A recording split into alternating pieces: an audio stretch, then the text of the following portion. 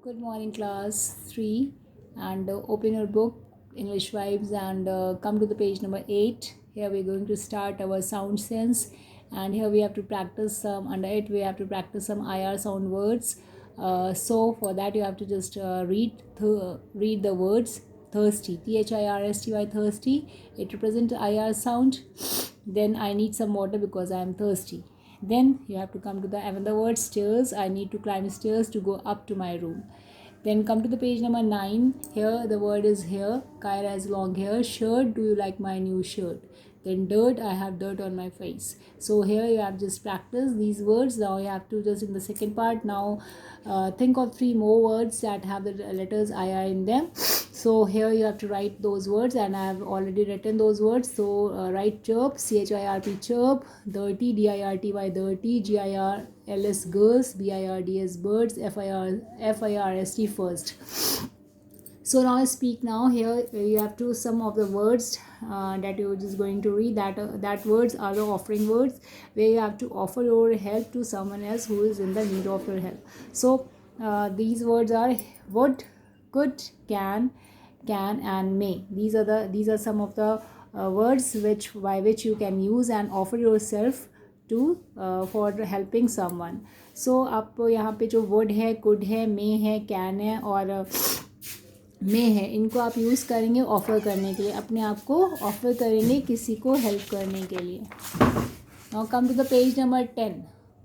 This is some problem.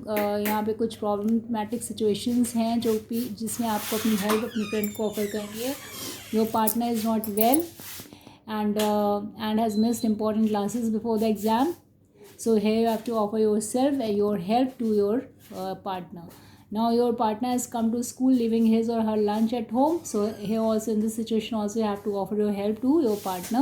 Then again in the C part, your partner has hurt his or her arm and can't take notes in the class. So here also you have to offer your help to your partner. So in this way, in 3 of these situations you have to offer yourself to your partner and just try to give your help to your partner or your friend. Then types of sentences, go grammar. Now we just move to the topic, go grammar. Types of sentences are here, and you have to just look and watch on those sentences. What are those sentences? So do you ever need to ask questions? Of course I do. Then the second point is, do you ever need to make a request or give a command? Certainly. Then third point is, do you ever need to show how you feel? Surely. Then do you ever need to share information? Without a doubt. So answer of this boy is, of course I do, certainly, surely, without a doubt. So here these 4 sentences आपको use करने होते हैं, और इसमें आपको हमेशा आप ये 4 sentences में ही बात करते हैं. जैसे there are 4 types of sentences. Declarative sentence जो कि statement होते हैं. Imperative sentences जो कि commands and request होती हैं.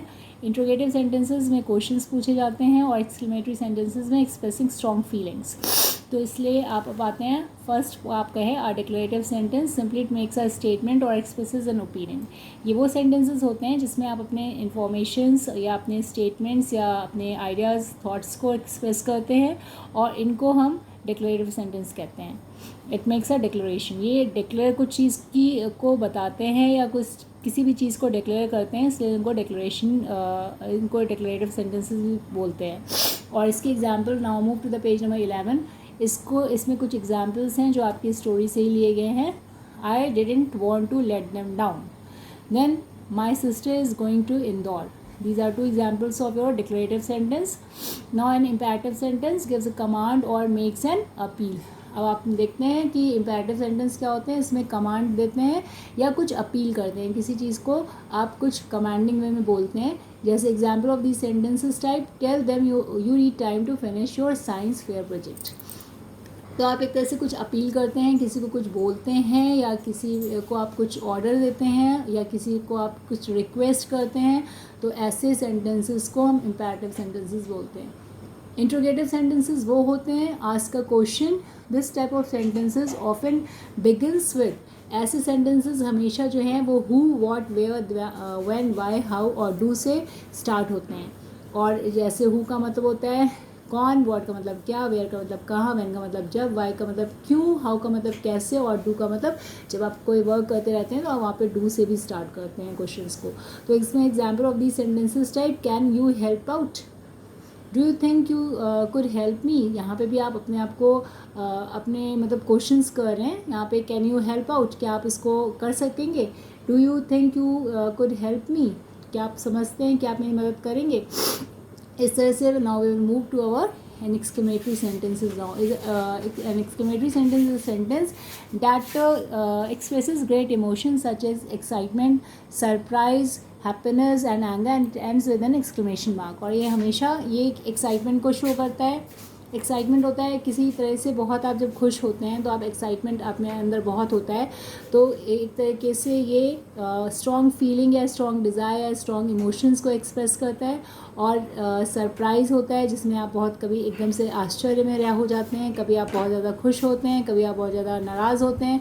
तो इस तरह से ये जो इसमें ये सिचुएशंस होती है कि आप इमोशनली बहुत अपने आप को पाते हैं, जिसमें आप स्ट्रॉन्ग फीलिंग या स्ट्रॉन्ग डिज़ायर्स या स्ट्रॉन्ग इमोशंस को एक्सप्रेस करते हैं, वो एक्सक्लेमेटरी सेंटेंसेस होते हैं.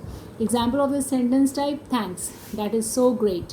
या आपका एक एग्जाम्पल और भी हो सकता है, hurray we won the match, hurray we won the match. So in this way आपका ये जो सेंटेंसेस होते हैं 4 सेंटेंसेस टाइप है, ये आपका कवर होता है यहाँ पे.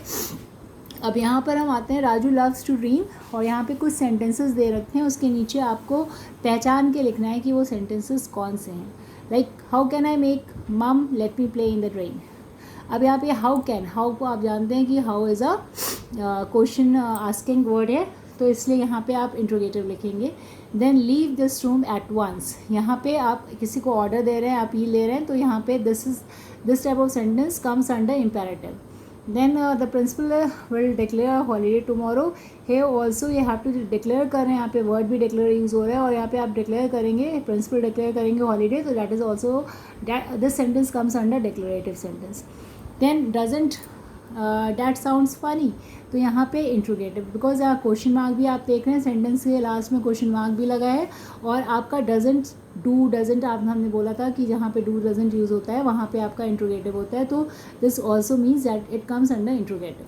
देन आपका सेंटेंस आता है please come and watch me play. यहाँ पे देखिए प्लीज़ आ गया, it's means that it comes under imperative, तो यहाँ पे आप इम्पेरेटिव लिख देंगे.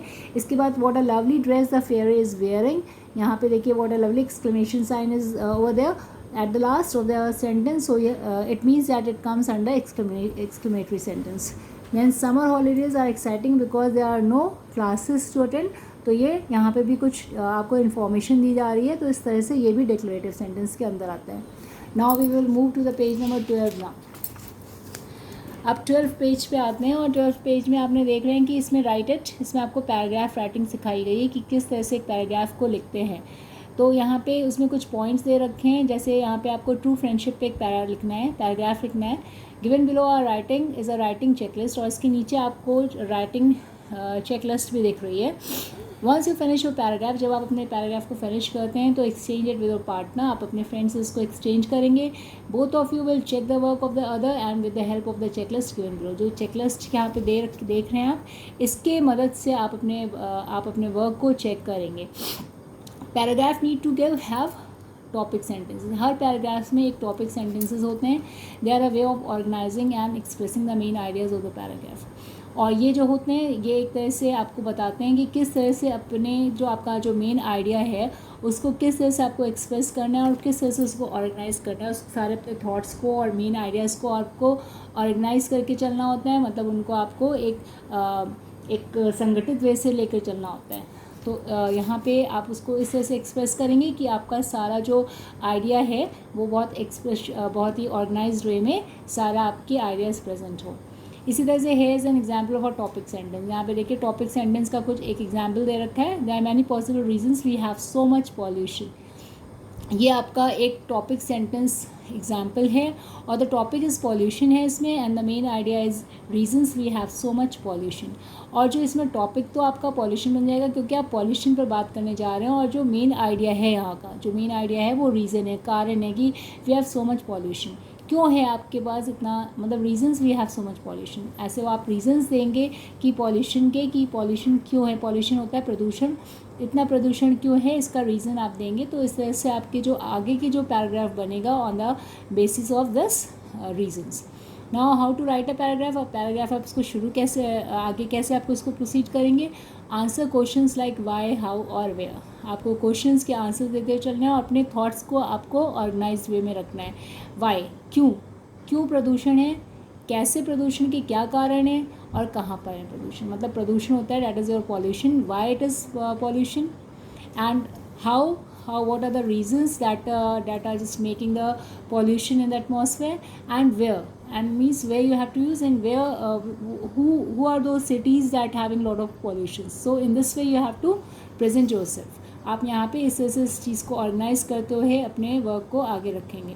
देन राइट सपोर्टिंग सेंटेंसेज और useful details about your topic, और आपको अपना सपोर्टिव सेंटेंसेस रखने हैं, आपको अपने टॉपिक से रिलेटेड सेंटेंस यहाँ पे बोलने होते हैं, और यूज़फुल डिटेल रखना है अबाउट योर टॉपिक. आपने जो आपको what ever the useful detail you have to just write those details also related to your topic. Then explain or describing something. फिर आप उसमें कोई इवेंट या कोई आपका जो डिस्क्राइब, आप उसमें एपिसोड डाल सकते हैं जो आपको पता हो पॉल्यूशन से रिलेटेड. तो आप एक्सप्लेन और डिस्क्राइब समथिंग, इससे रिलेटेड जो भी आपको इन्फॉर्मेशन है वो आप उसको एक्सप्लेन करेंगे और इसको डिस्क्राइब करेंगे. इस तरह से फिर हमने आपको बताया आगे जब आप सारा अपना पैराग्राफ लिख लेंगे then you will come to the writing checklist. यहाँ पे आप देख रहे हैं सेल्फ चेक है, फ्रेंड चेक है, एंड देन चेकलिस्ट है. आप किस on which topic you have to just check your work. There are some topics on the basis of that you have to check your this paragraph. Now that is there a topic sentence, आप सबसे पहले देखेंगे कि वहाँ पे क्या कोई topic sentence है. Then do the sentence begin with the capital letters, क्या सेंटेंस जो है कैपिटल लेटर से बिगिन हो रहा है. Then do all the sentence have correct punctuations marks at the end, सारे पंक्चुएशन मार्क्स जो है वो क्या सारे सेंटेंसेस में सही लगे हुए हैं. और all the word spelled correctly, सारे वर्ड करेक्टली हैं, सारे वर्ड मतलब स्पेलिंग्स सबकी सारे वर्ड्स की सही है. मेंशन द मिसस्पेल्ड वर्ड, और जो भी गलत वर्ड्स हैं उनको आप मेंशन करेंगे. How many sentences are there, कितने सेंटेंसेज हैं आपके पैराग्राफ में. Then is the hand writing neat, और आपकी क्या हैंड राइटिंग नीट है. तो on the basis of this checklist you have to check the work of your partner. So in this way you have learned how to just write a paragraph. So here I'm just going to end my chapter here. That is your first chapter, and the book work has also completed now. And rest of now the second chapter we will start at our next turn. So till then, bye class 3. Okay then, bye.